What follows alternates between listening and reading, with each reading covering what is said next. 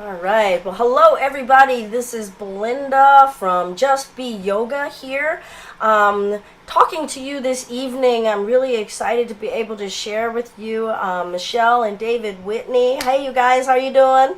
Good. How you doing? Great, great. Michelle and David are going to be joining the yoga studio this weekend, kicking off their Four Qualities of Love workshop, starting with loving kindness.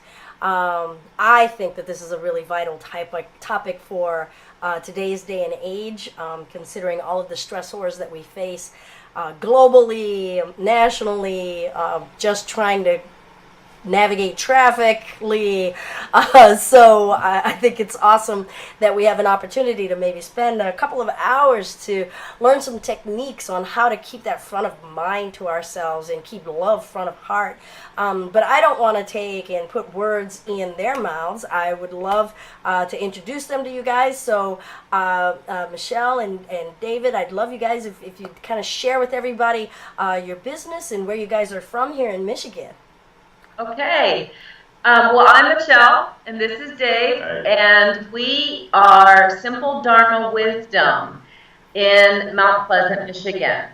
And so we just started this business of ours, and what we do is we do life coaching, and we do mindfulness coaching, and we specialize with recovery. And so we're both certified life coaches, and we are both certified recovery coaches. And we use mindfulness in both of those practices. So tell me what a life coach means, and then you said survival recovery? Recovery coach, as in recovery from substance and or process addiction issues. Okay, great. Wow, so that sounds rather intense. It can be. Sometimes it is. Okay. So mindfulness coaching. So that's what we specialize in. Both of us have been practicing Buddhists for about 25 years. And we have decided that it's time to bring mindfulness. I think there was a point where I was wanting to start a mindfulness revolution, a meditation revolution. And so we thought, okay, this is our specialty. And so we went to school for life coach training. And so life coaching is a partnership between client and coach where we move someone forward. So it's not therapy, it's not counseling. We are moving people forward. So it's not about going backwards, it's about going forward. And we want to bring this person forward with mindfulness, with a living their life in a mindful way. And forward focus. People come to us when they're stuck with life situations. And of course, they've got the answer inside themselves. It just takes some prompting and some assistance at times to help them find that answer. Right. Awesome. Okay, so let's fast forward to Four Qualities of Love. And how did you guys conceive of this workshop series? So I've been teaching mindfulness and meditation for about 2 years now, officially. And when I started teaching mindfulness, I had a group of women in recovery who asked me to teach some meditation to them. And so I did. And as a Buddhist, I was thinking, Buddhist meditation is a little bit boring, compared to some meditations. And I was trying to, how can I make this meditation a little bit more exciting? Okay. And I've been practicing meditation for a very, very long time, and breath meditation is my thing. And so one day I decided, all right, we're going to go into loving kindness meditation, which is a very popular Buddhist meditation and a very popular meditation period. And what was really quite funny about that is within a month of this group, including myself, of practicing loving kindness meditation, metta meditation, which is what we're going to be learning about this very first session, within a month, every single woman in this group, including myself, our life had transformed in some incredibly beautiful way. And we were all in awe. We were all going, what happened here? And we had these milestones in our life. But these were women in recovery. Okay. So one woman in particular, she had already 28 years of recovery, of sobriety. And she said, in 1 month, my life has changed more than it has changed in my 28 years of sobriety just by practicing this loving kindness meditation. And I was the same way. I was like, how did this happen? So I had to go investigate that. And I've always known about loving kindness, these qualities of love that have been taught by the Buddha in Buddhism.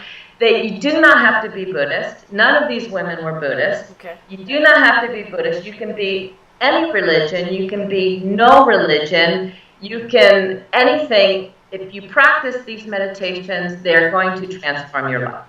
Wow. And the lives of those closest around. Yeah, it just emanates out. You mentioned traffic. You're in traffic. You can practice loving kindness. Yeah. Well, need to practice loving kindness in traffic. Most definitely. So that's how this came about. You make this sound magical. You make this sound amazing. So what will the workshop entail? This workshop is going to entail discussion, step-by-steps of how to bring this into our lives. It will have a meditation, and the meditation will last maybe about 30 to 40 minutes of the workshop. So in the front of the workshop, we will be talking about loving kindness. We will talk about what it is, how to use it in our everyday life. What the benefits are. What the benefits are. And others. Mm-hmm. Go ahead. Those benefits they're backed by scientific studies. Yes. It's not just. So it's not magic. It's not just anecdotal. They do like functional MRI scans on people, and you can see like how the metta meditations affect our neuroplasticity. So when we work on these thoughts, and we practice these thoughts of loving kindness and the other. For our other three of the Brahma Viharas, it actually physically changes our brain. So there are all sorts of benefits. Like we think more positively. We experience more positive emotions more often. We feel more joy. We feel more love. We feel more connectedness. We feel better. Have a better sense of amusement. We're not so sort of depressed, we're not as stressed. Our stress levels are reduced significantly.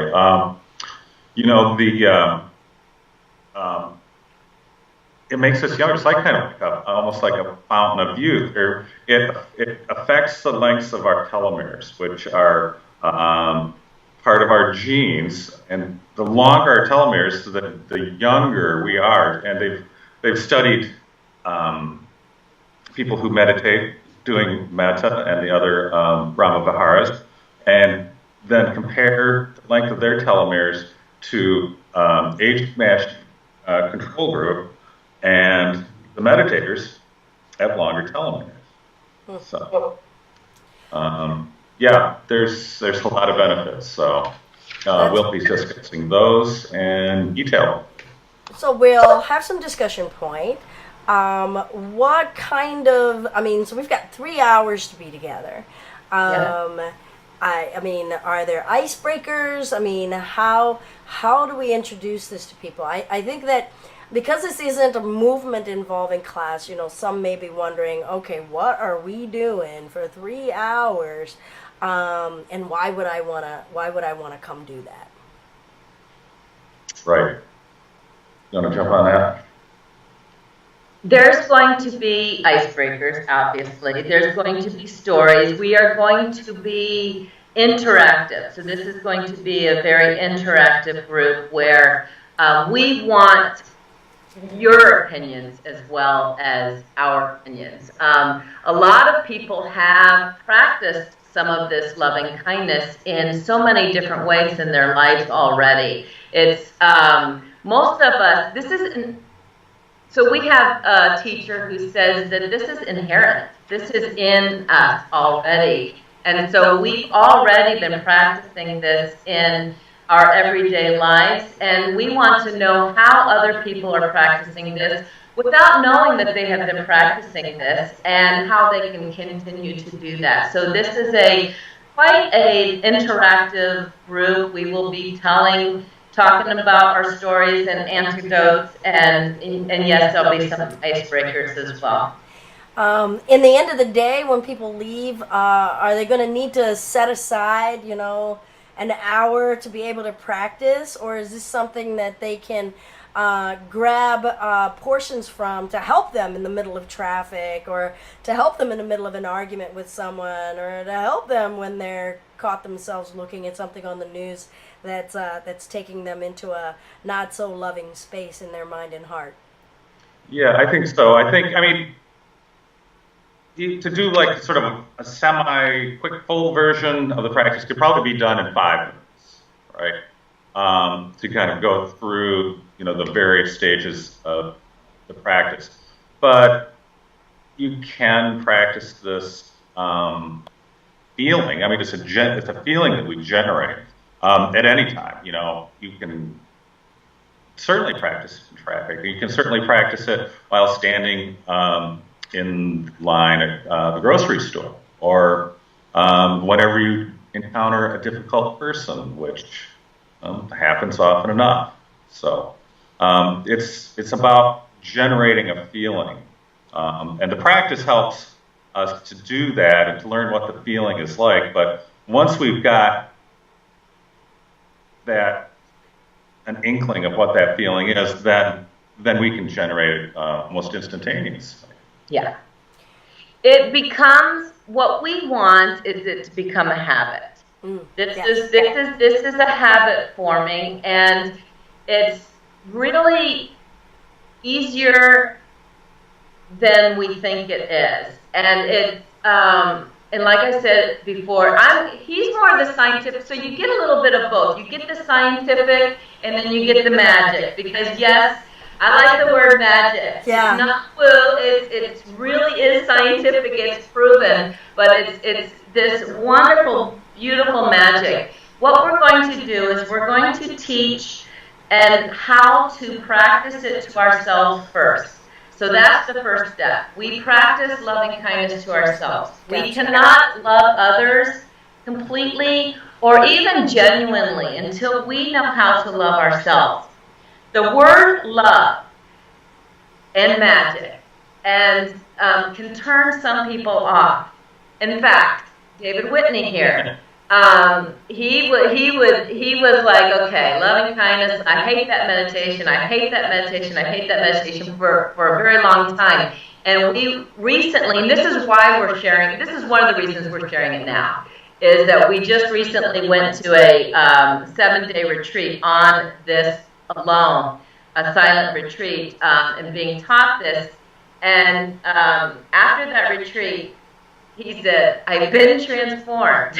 And I now met a guy. I now practice loving kindness, and it has changed my life. And so we practice love for ourselves. And another word to use is friendliness.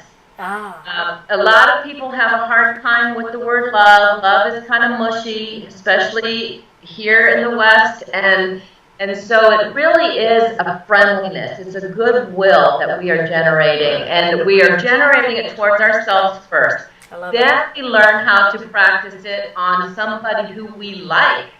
That's easy, to practice loving kindness to somebody who's been beneficial to us.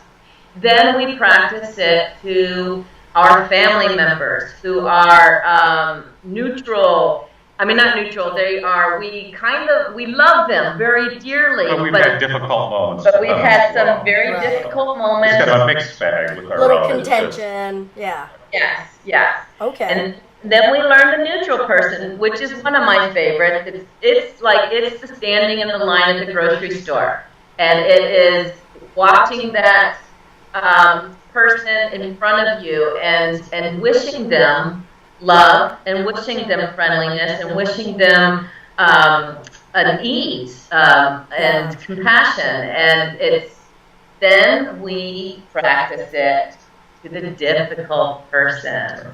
The person that has hurt us, the person that we disagree with, that person who annoys us, So it really is this process. Okay. And it's very important that, we will make sure that people leave. It's very important to know that it starts with us first. Yeah. I really appreciate you taking me through those steps, and I'm sure anyone who's watching that will take great value from that last segment. And I think it perfectly leads to, I'd never really thought of love as a woo-woo word, but I feel that the word mindfulness has probably taken enough hits over the last, at least into the 21st century, that it's almost lost some of its significance, and because it's almost trite, like, oh, just be mindful of. Well, if I could be mindful of it, then I wouldn't have road rage. If I could be mindful of it, then I wouldn't, flip off at my kid or be reactive to something else. So maybe you can talk to us a little bit about what is mindfulness, and how do we find ways to practically access it throughout our day-to-day? I mean, I certainly know how I describe it to my students, in whether it's a meditation class or an asana class, but they hear from me all the time. Right. I think I like to define mindfulness as being fully aware of what we're doing as it happens, as we're doing it. Oftentimes we're really stuck in thoughts of the past. We're worrying about what we did yesterday and processing, making regrets about that, or we're flipped onto the other side and we're living in the future. We're worrying about what's going to be happening tomorrow, and then stress and anxiety are produced by those things. But being mindful is about being engaged in the present moment, understanding what you're doing as it happens. And by practicing mindfulness, generally on the cushion and off, we gain a space of non-reactivity, a space of neutrality about the things that happen to us. So, when somebody cuts us off traffic, let's go back to the traffic person. We don't just immediately, stand on our horn and give them various hand signals. We have a space of non-reactivity, like, oh, there's somebody cut me off, and then we have a non-attachment to that. There's a neutrality that comes with mindfulness practice. Okay. And so we'll talk about how to bring that mindset on. Hopefully. I think that it's key to understand mindfulness as well, to fully appreciate the loving kindness or goodwill practices. Yeah. What are going to Everything's interconnected. So, when you start to talk about one, you generally talk about the other because they're so intertwined. Well, the mindfulness, I feel like, creates the safe space, the container for the loving kindness practices, for being able to practice qualities of love. But we have to have that container. I mean, we can't have a colander that just sieves it all out. Right. So what are the other three qualities that we will eventually be going through in September, October, November? The second quality of the second Brahma Vihara, or vine aboding, or quality of love, is compassion.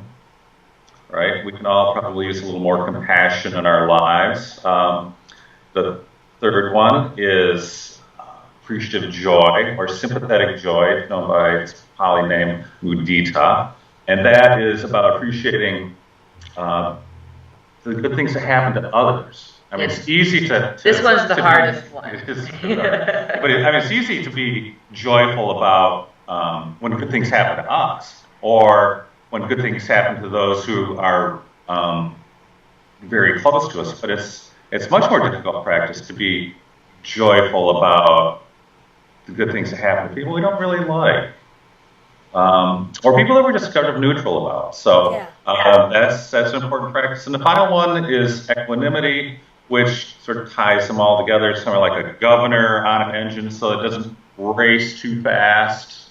We can like over involved with the other three at times, and equanimity sort of grounds the other three and brings a balance to our practices.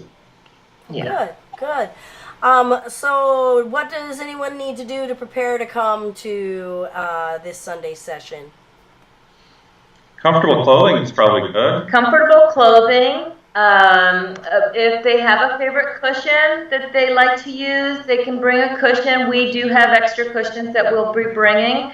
If they want to bring paper and pen for some notes, that'd be awesome as well. Water bottle, whatever, comfortable. Any snacks are fine as well. It doesn't matter. An open mind, if they've never practiced this before, they want to know that they will be sitting, and so it's okay if especially during the meditation, and we will let them know when that happens. I think their knowledge would be nice as well. To share their own knowledge on what they perceive as loving kindness and loving friendliness as well, because we like to hear I love an interactive group. I love people who have things to say, who can teach us as well with their knowledge. So people who know this already, please come. People who don't know it at all, please come. This is a wonderful practice. An open mind and open heart. Okay, awesome. And for anyone who's watching who hasn't been to the studio, we have plenty of yoga bolsters and blankets. We even have some back jacks, so they are chairs that you sit on the floor, but they have backs to provide support for your back as well. So feel free to feel comfortable. All right. Well, I can't thank you two enough for taking some time out of your busy day and evening to chat with us and share what this weekend and the whole series will entail. We really look forward to having you. I'm really honored to be able to offer it to our students, and can't wait to see you in live and in living color. So, all right. Thank you. Namaste. Thank you. Namaste.